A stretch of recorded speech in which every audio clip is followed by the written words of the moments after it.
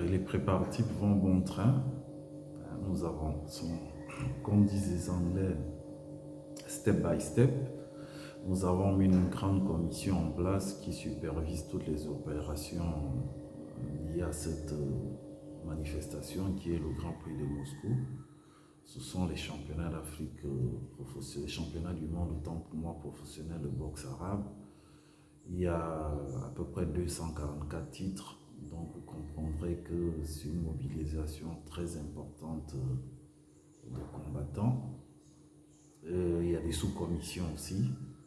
Donc je peux dire que même si quand on prépare une compétition d'une telle envergure, on a toujours le sentiment de ne pas être prêt, mais je pense qu'on a bien avancé et tout est coordonné, tout est fait de façon objective et rationnelle.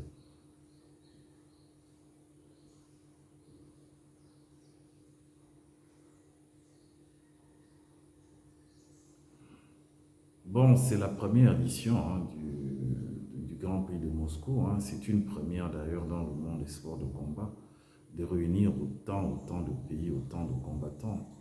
Nous avons pratiquement toute l'Afrique qui sera présente avec les autres continents, l'Asie, l'Amérique et l'Europe, et tout le monde arabe qui est constitué de 22 pays.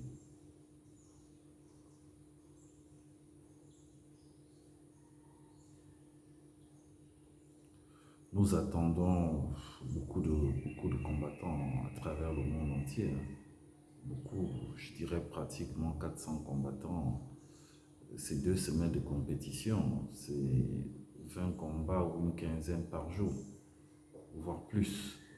Donc je vous disais que c'est en termes de mobilisation, c'est la plus grande compétition jamais organisée au monde. Donc c'est vraiment un événement de dimension mondiale, internationale, qui mobilise l'attention un peu des médias du monde entier. Je crois que vous regardez les actualités. Au niveau de l'Afrique, ça fait la une, au niveau du monde arabe, de l'Europe, etc. Donc je peux vous dire quand même que ce que nous avons fait à Moscou, nous avons réalisé un exploit.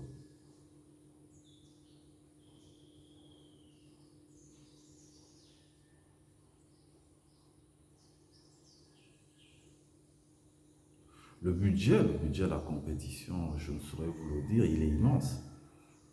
Au vu de la mobilisation, même humaine, qui va exister dans cette compétition, quand vous voyez le nombre de pays qui va y contribuer, vous voyez le nombre de combattants qui seront présents, vous voyez le nombre de journalistes, des officiels, etc., ça fait quand même du monde.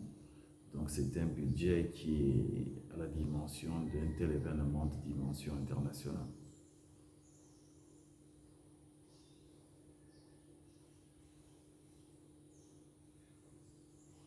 La période, elle est propice, hein. Nous allons arriver au printemps, parce que mars, avril, mai, au niveau de la Russie, c'est le printemps. Donc le climat est favorable pour ce genre de combat. Normalement, la pandémie devrait baisser. Vous savez, les Russes ont été producteurs d'un vaccin. Et l'Europe entière, le monde occidental et le monde international, si je peux m'exprimer ici, est en train de se faire vacciner.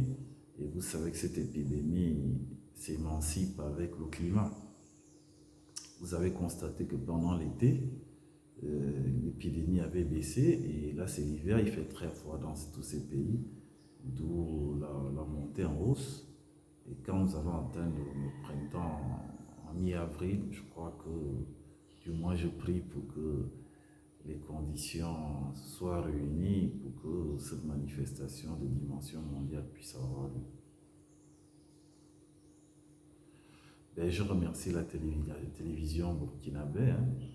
Le Burkina Faso est un grand pays de paix, un grand pays de culture. C'est un pays qui s'est distingué par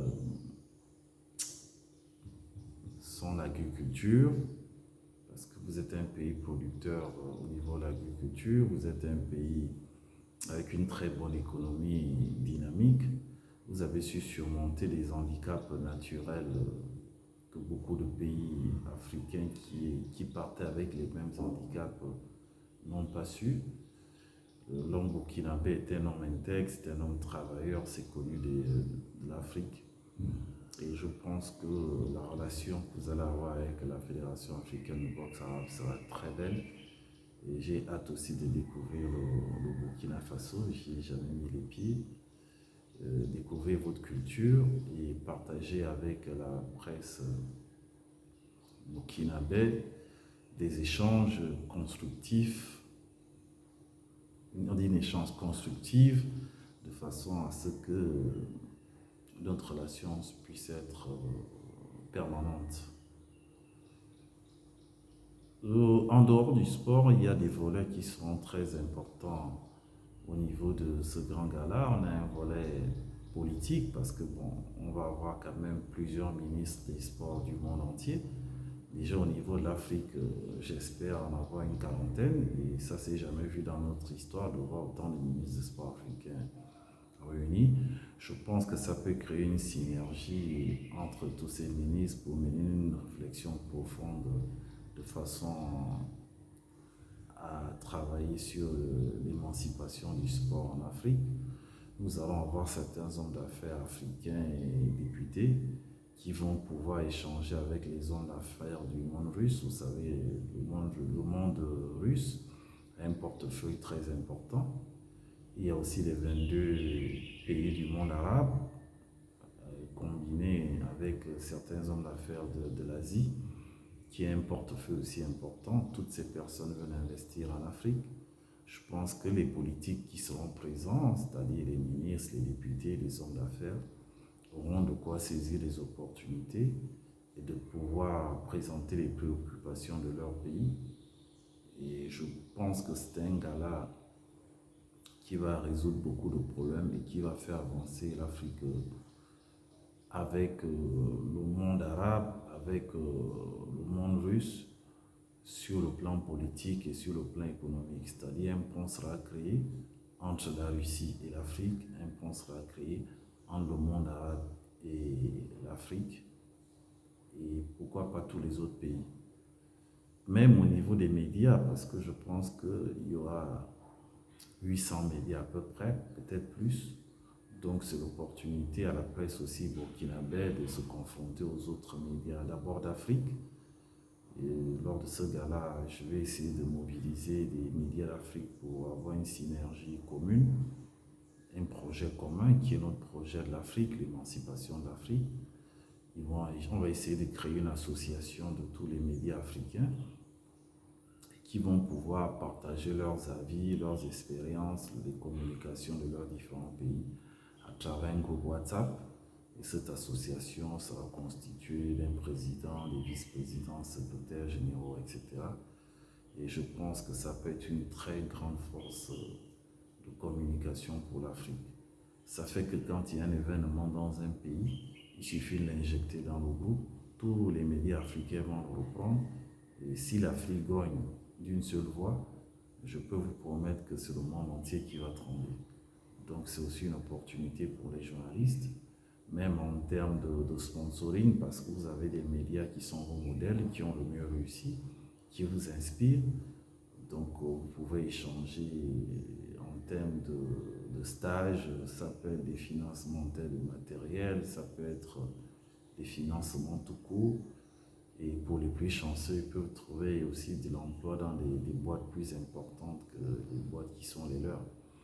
Donc vous voyez que c'est une compétition bénite et qui devrait pouvoir changer